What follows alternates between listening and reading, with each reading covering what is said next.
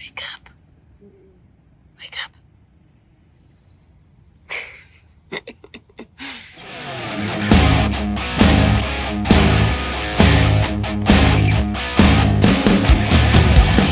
Howdy, folks! I've made you wait long enough. This is how we did OshKosh 2026. I got to meet so many fans of the channel while I was there. That was a blast. I got some exclusive interviews for you this episode, and I also got to picture with my favorite artist friend. He's from France. So if you didn't get to make OshKosh this year, don't worry, I got you. Well, good morning, everybody. So I'm here with my friend Lilia, if you guys remember her from the channel. And what are we doing? We are camping at OshKosh. Yes. So a good friend of mine and Andrew King, he was on this channel before, introduced me to this guy named Charlie a year ago, and he let us camp with his airplane. It was really nice. I didn't ferry anything in this year, scheduling and everything. So anyways, what are we about to do? We are about to go walk around and get some food and start off our second day in OshKosh. Second day. I wanted to take the first day to just decompress. We had a crazy night. Yeah. I crowd surfed.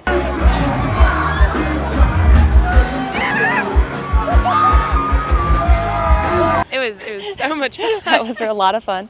But yeah, we're gonna go out, try to get some interviews today. I'm going to do this year what I fucked up last year, and that's not lose my SD card and almost lose my camera. I remember that. That was insane. It was bad, and what sucked bad. about that was I had the Connie. Remember I got the Connie interview? It fucking killed me, man. And all the other Wacko stuff. I know, I've lost so much shit. But anyways, all right, ready to go eat? Ready. Let's go eat.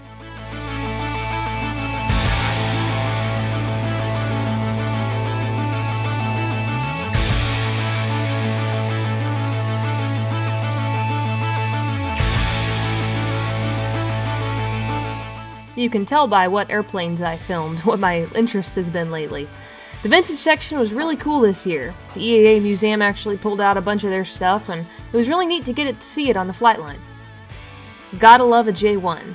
The Spirit of St. Louis replica was pretty cool too.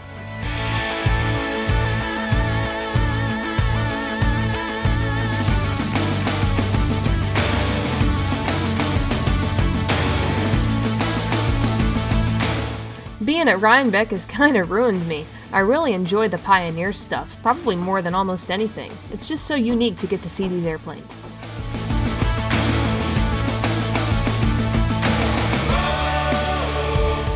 I gotta say though, out of the entire air show, this airplane is probably one of my favorites, if not my favorite, the Pasped Skylark. This incredible airplane was restored by Rare Aircraft, owned by Walt Bowe and ferried by Andrew King. I tell everybody, when I grow up, I want to be just like Andrew. This beautiful Spartan Executive of the Triple Tree Aerodrome also made an appearance. And a moment for this Cerigliano. Coming in a close second to the Skylark was the GB, owned by the Mid-America Flight Museum. This incredible aircraft was flown into the show by Kelly Mahan.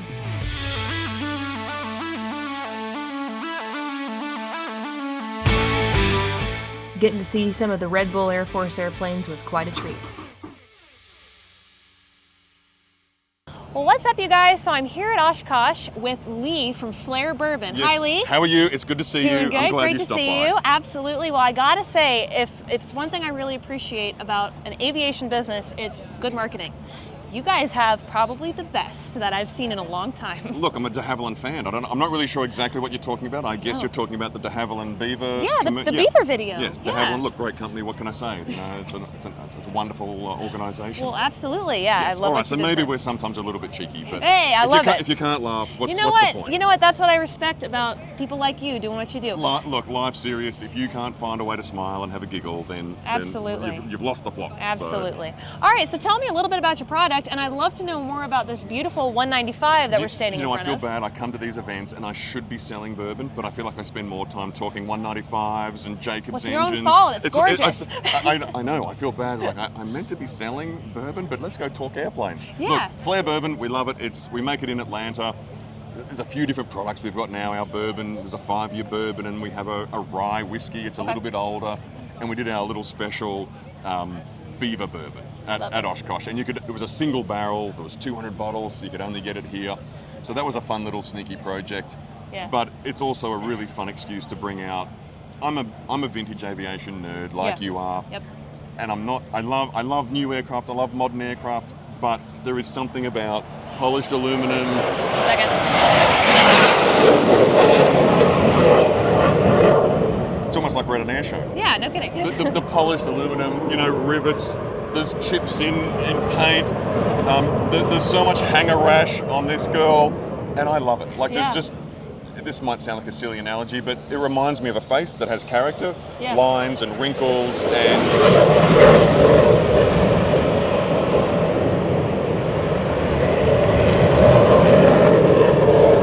It's okay, we roll with it. That's why I make cuts. My goodness. I'm a big fan of just the imperfections of some of the older aircraft, as much as I love a beautifully restored vintage aircraft, but there's just something about the 30s and the 40s and 50s, the shape, the lines, the curves. Yep. It was before computers were designing aerodynamics. It was some guy with a pen and pencil and a damn drawing board. Can we get a walk around? Yeah. Okay, let's turn this around here. So give me a short tour. So look, 195s of course have been around forever, so most people have a general idea. But so ours has the Jacobs, the 275 horsepower Jacobs, which I kind of joke, it runs like an old tractor. Like it just keeps on going.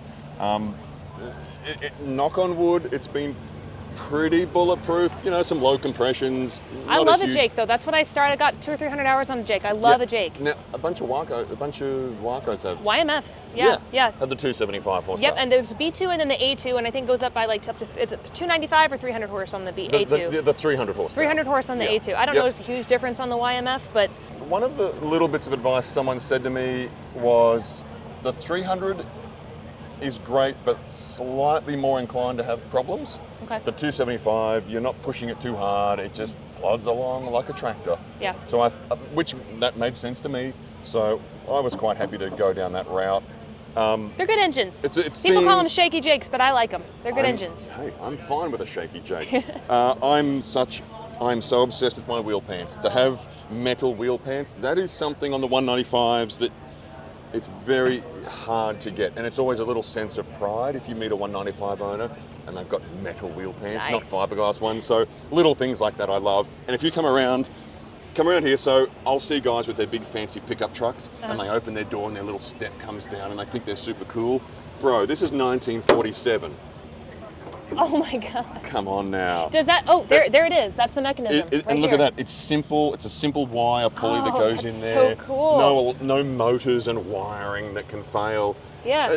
I get such a kick out of just little things like this. Yeah. Old school technology. It's the creature comforts. And then if you look at this back seat, a 195 back seat is like a couch. And little things like this design, see how these seats have that arch in there? Yeah. It is really comfortable in a 195. You can actually stretch out and be oddly comfortable. It's not, when you have those tighter seat rails and this chair comes down.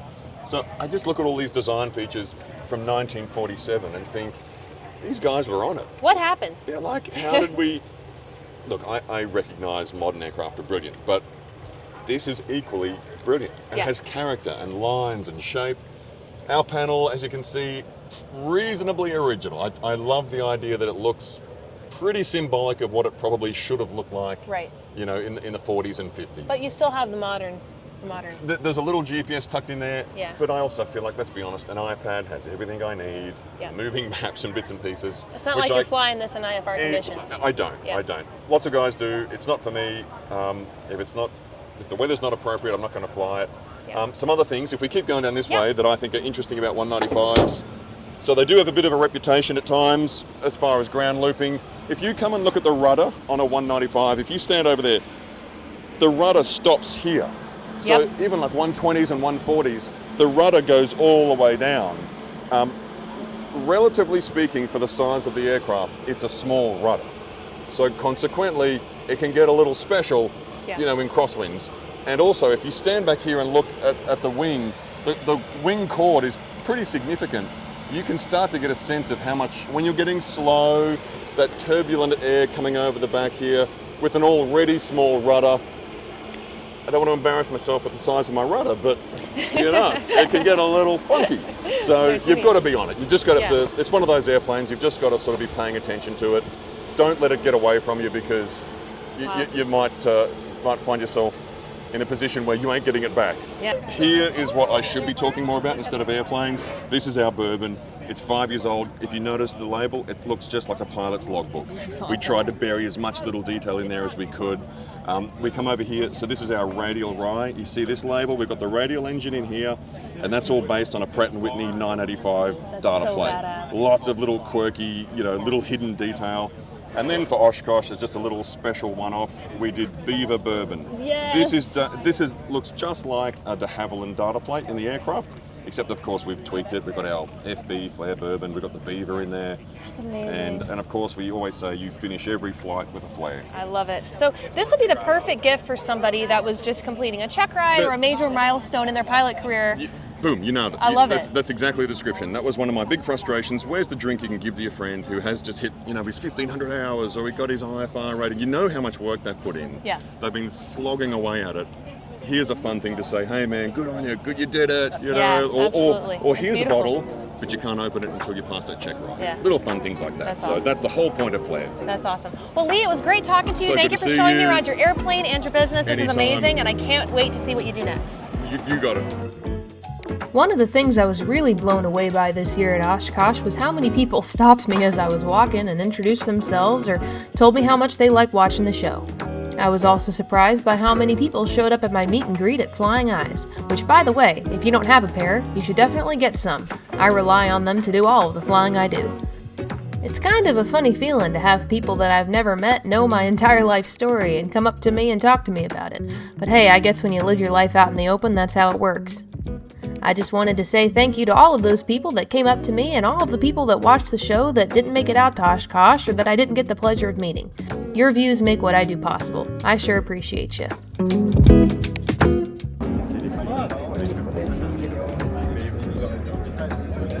Well, good morning, you guys. I'm on day 2 of OshKosh. I'm here with Brad from Cub Crafters, and we're standing in front of the Carbon Cub turboprop with a TurboTech engine. Yes. So tell me a little bit about this engine. So the engine is a TurboTech TPR90. It's a 90 kilowatt engine. So on the bench without an induction system, it makes around 140 horsepower. In our installation here, we're getting about right around 100 kilowatts out of it. So 155, 158 horsepower, somewhere in there. It weighs less than all of the engines in our comparable airplanes and all the piston engines in our comparable airplanes.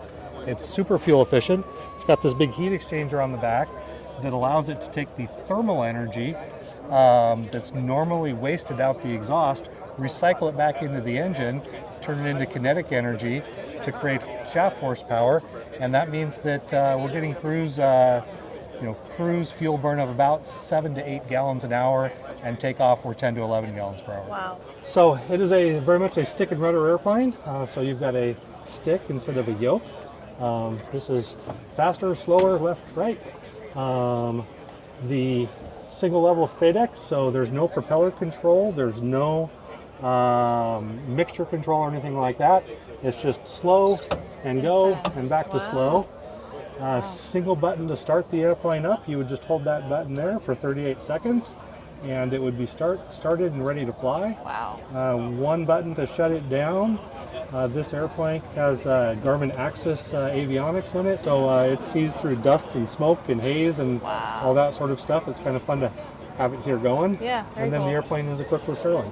Very cool. Very cool. Okay, so you can switch the Starlink on and off. Yeah. Where is that located? It's out in the wing, so it doesn't interfere with the comm radio No antennas. shit. Yeah. Very, very cool. Well, thank you so much, Brad. Thank you.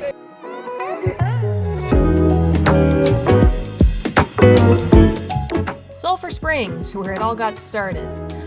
After talking with Brad, I decided to head over to the Warbird section to meet up with my new friend, Job. Job Savage is an impressive young fella who's really making a name for himself in Warbirds. I'm not sure if he's the youngest fella out there with all of the types to his name, but it wouldn't surprise me. It's awesome to see young people doing badass stuff. What's up, you guys? So I'm here with Job Savage. Job, how old are you? 25, He's my age. When was your birthday? June 3rd. June 3rd. Oh my God, I'm older than you. It's Okay. January 25th. Okay, Yeah, few no, months no way. in. Well, he's got way more types than me. He's doing some badass shit. He's flying some Warbirds. And right now we're in front of an airplane that you brought here. What are we standing in front of? This is a AD5 Skyraider. So this was the 6-seat version of the single-seat Skyraider. So it's got the same wings, same engine, same landing gear. It's just a different fuselage. So the tail is about 40% bigger. You know, everybody's familiar with the Skyraider, so nobody's really familiar with the 6-seat version, the 85. So this was the anti-submarine electronic warfare airplane. So most notably, people notice the seats in the back, and there's 4 seats in the back. There's 2 facing forward, 2 facing backwards, and that would have been for sonar operators, radar operators, weapons people, and then the 2 front seaters would be the pilot and the co-pilot. So this exact Skyraider was actually the last Skyraider in Navy service. This one's got kind of a unique history to it. It was based in Pensacola, and they used it as a vomit comet airplane. And they would put 4 or 3 trainees in the back, young naval aviators in the back of the airplane, and they would do acro with the airplane and with a nurse on board and try to get them sick. If they got sick, they get washed out of the program, and if they made it through, they made it through. Wow. So this was, you know, pretty uniquely a vomit comet airplane. Wow. You know, you wouldn't expect that. Yeah. But you know, the Skyraider is most famous for its history in Korea and Vietnam. They also used them in Africa, and French used them notably in Algeria. This is not an Algerian combat veteran airplane. This one would have had depth charges, bombs, rockets, a variety of ordnance on the wings and on the center pylon on the bottom of the airplane. 4 20mm cannons, it would have been its main armament. The Skyraider did shoot down, being a ground attack airplane, they did mostly ground attack, but they did shoot down aircraft in Korea and Vietnam. They even shot down MiGs. It's a much slower airplane, but they had some kills on MiGs and other jet fighters. It's a really fun airplane to fly. It's actually pretty simple for what it looks like. It looks very big and intimidating, but being a Navy airplane, it tracks straight on the runway. It's got really big struts, so you can plop it in from real high up, and it just lands real nicely. It's got really good suspension to it. Yeah, that's a fat tail wheel back there. Yep, it's got a solid rubber tail wheel, not a pneumatic tail wheel like a lot of the aircraft of its time. Tail wheel retracts, main gear retract. A lot of times they'd use the main gear as a dive brake, which is pretty cool. It's got a fat nub on the front of the gear, and that could act as a dive brake as well. Most Skyraiders do have speed brakes in the back, right about where we're standing as well. 2 on the side, 1 on the bottom. And this version did not have that. In combat, they would have had a huge radar dome that would have fit the whole bottom of the airplane, and so they had to remove the bottom speed brake for that. Gotcha. Well, can we get a cockpit tour? Yeah, absolutely. Sweet. Wings gonna be slippery, like I said. Okay. Easiest way to step up is right foot here, right hand here, and you can grab the strut right here. Wow. It's a pretty simple cockpit layout, all things considered, compared to some of the other World War II era airplanes. So the first flight of the Skyraider was March of 1945, the prototype. So it's technically, in my book, a World War II airplane. This airplane itself was built in 1958, so there's been a bunch of modifications done to it. The Skyraider, being built that late in the war, they kind of learned everything from all the other attackers and fighters of its time and compiled whatever they learned into this airplane. So it's got an automatic manifold pressure regulator, so when you climb and descend, you don't have to touch the throttle. It's got boosted brakes, hydraulically boosted brakes. It's got aileron boost, so it's real light and roll. It's got just a very ergonomical cockpit. Human factors was definitely a consideration. What I like to tell people is the gear lever right here is actually a tire with treads in it. And I just thought that was really funny because if you're getting, if you're shot up and you've been doing a multiple hour-long mission and you're trying to land on an aircraft carrier deck, your mind's going to be in a different place. Yeah. So it's really cool that they incorporate stuff like that. Another thing is your tail hook control is actually Looks like shaped. a tail hook. Yeah, That's it's awesome. pretty cool. Most of your administrative stuff is on the outside. Your throttle mixture, prop controls, all of your boost pump, cowl flaps, all that stuff's on the edges. You got a simple stick and rudder airplane here. Here at OshKosh, we're just doing photo missions, so we're really just flying for fun and to help some photographers out. So yeah, that's awesome. We have buddies that will say, hey, if you want to go, we're briefing at 6:30 in the morning, and if they're there, they get to go with. I mean, they get very blue pictures from the back. Yes, they are blue. Why the blue? Is it? My understanding is that would have been for all of the screens in the back of the airplane when they're over the water for a long period of time. So it was blue back in the day. Yep. Okay. I believe that was so that the sun didn't damage or tint the screens so that they could actually see them. That would be my understanding. I'm not actually totally sure, but that's my best guess. Gotcha. So we carry 380 gallons internally in the fuselage tank. There's no fuel in the wings. Okay. We're burning about 100 an hour. So we like to go about 2.5 hours is what we're looking at. Cruising at 160 knots indicated. It's actually not that fast of an airplane. A lot of people, think the Skyraider flies like a fighter, and the single seat does. This version does not. This flies more like a TBM or like a dive bomber. Okay. They would carry drop tanks. They would have either 150-gallon drop tanks on either wing or 300-gallon drop tanks, which really extend all the way out to almost the tail. Really, really big drop tanks. So in Vietnam, they would have up to an 8-hour endurance. Yeah. It'd go to 1,800 RPM, really throttle back, and just loiter over the battlefield until they were called in. So 8 hours endurance in a Skyraider is a little bit too much for me, so we do 2.5-hour legs. Job and his father Tim were very generous folks and offered me a ride. The only thing was I had to show up bright and early at 6:30 in the morning for the briefing. I got my first ride in a Skyraider. The P-51 Corsair, Albatross, TBM, Skyraider, and a T6, and we're all going to request T7. Passes in, tail wheels unlocked for now. Fuel selectors on the main tank, again 380 gallons.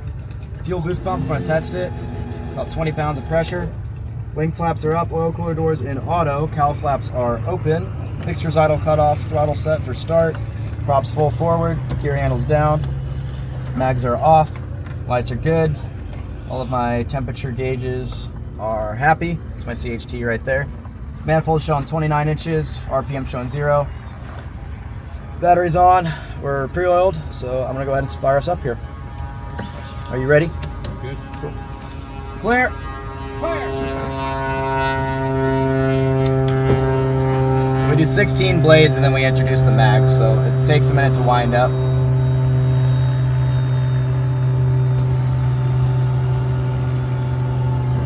One, 2, 3, 4. 1 second of prime. 1, 2, 3, 4. 1 second of prime. 1, 2, 3, 4. 1 second of prime. 1, 2, 3, 4. Max.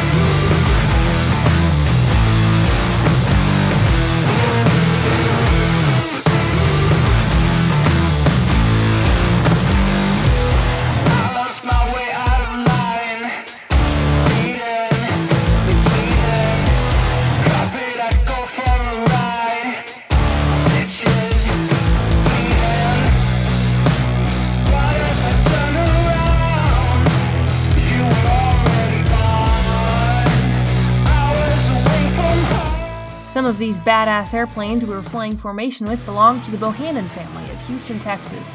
They were great sports and allowed me to film their airplanes. I'd just like to extend another thank you to the Savages and the Bohannons for allowing me to come along and take videos. I had a blast.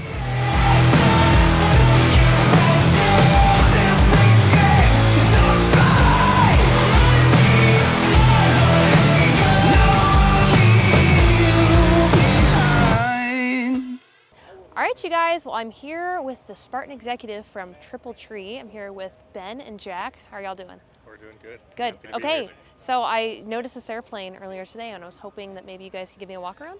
Yeah, we can do Sweet, that. alright. So this is 1937 Spartan Executive. It's registered as a 7W. They made about 36 of them between, I think, 36 and 41 or 2.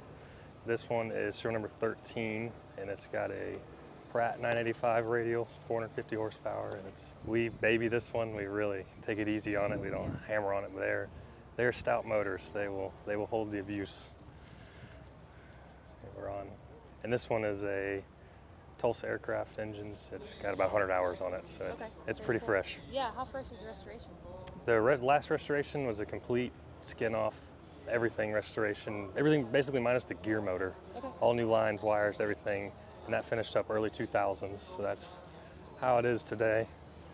So what's unique about Triple Tree? Why is this called the Spirit of Triple Tree? So this was Pat's airplane. He kept it at downtown airport. He had a runway at his house, it was too short, and when he bought Triple Tree and built up that runway, this was his pride and joy of flying. This was his family's plane, and he put it out there for all of us to fly. So it's his baby, and he has given us the reins of taking care of it, and flying it. Oh, it's beautiful. Yeah, you can see our from the factory 530 in Aspen. So Nice. it got a full interior. It's very clean. I think panel and interior was all done in 2006. Oh wow, so that's pretty fresh. So it's fresh. Yeah, we got a bunch of junk in the back, but Nice. So constant speed prop. constant speed. Retract, right? Yep. Yep. Retracts. Tail wheels fixed, but everything's retractable. And it's Squirrel got. yoke. Yep. The original ones had more of a rectangle yoke with a Y, and this one was converted to a throwover with the flip-up pedals. So both people can fly. Can you fit 4 people in a bags in here with no problem? 4 people comfortably. We've brought it up here with 4 people in camping gear. It does no problem. It's got plenty of power. Nice. It'll haul it. OshKosh, the greatest party of the whole year. Evil minds and pot destruction. Salsa will of death's destruction.